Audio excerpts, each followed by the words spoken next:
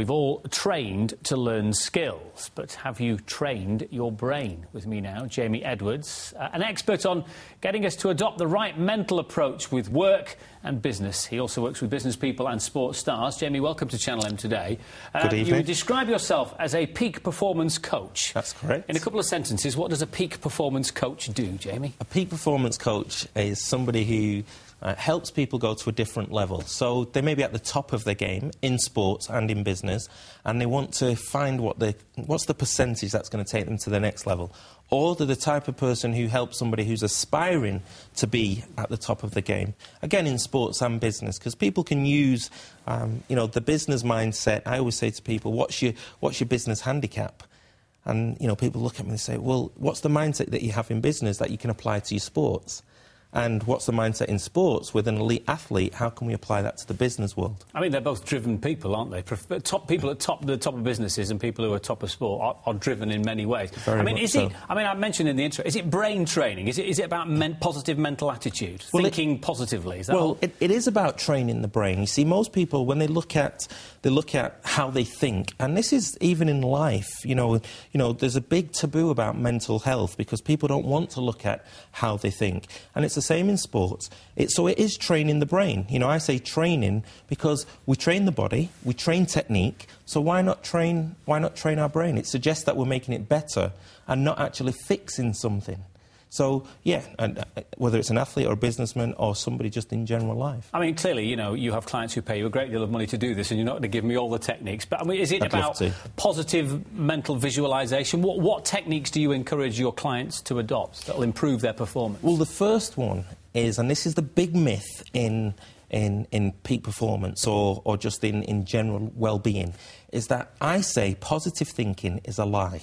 And that usually gets somebody's attention because when people are really positive about something and it doesn't come off for them, they then go the opposite way to negative thinking.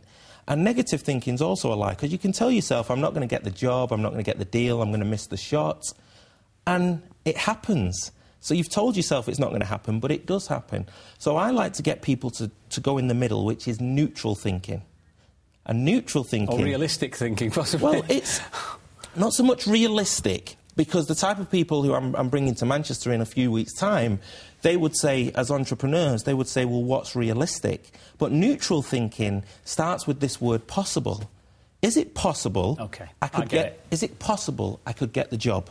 Yes, it is. Do you definitely get it? No. Do you definitely not get it? No. But it's possible. Is it possible I can hit that shot? Is it possible we can get that deal? Yes, it is. Now, what possible does, Andy, it creates a state of calm. And calm's like the foundation of peak performance. And then all the other emotions can go on top of it. You tell somebody you've got to be positive. Well, that's like going to a butcher and saying, I want meat.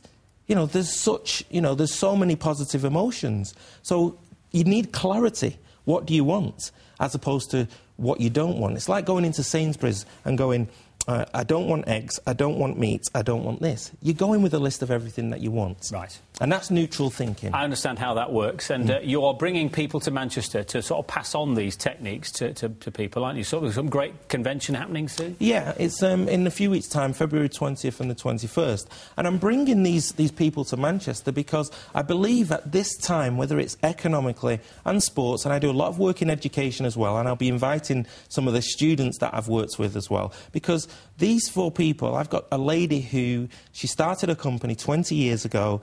Her first client was the Dorchester Hotel in London, and she sold it last year for £20 million. I'll have some of that, please. Yeah, I mean, she could be sharing some of that out, so if anybody wants some of that... But what she they're entrepreneurs coming to speak to people who want to learn from their techniques, yeah? Yeah, and it's not about their philosophy, it's about what they've done. There's a big difference between information and actually getting, information that you can do.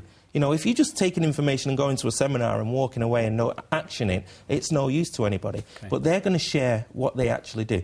And I've got former MD of Red Bull UK. He's coming to share his what he did to get to where he got to. Let's hope it's very successful, and if it does wonders for the Greater Manchester economy, we'll all be very grateful. Jamie, nice to have met you. Thanks very much indeed for coming in.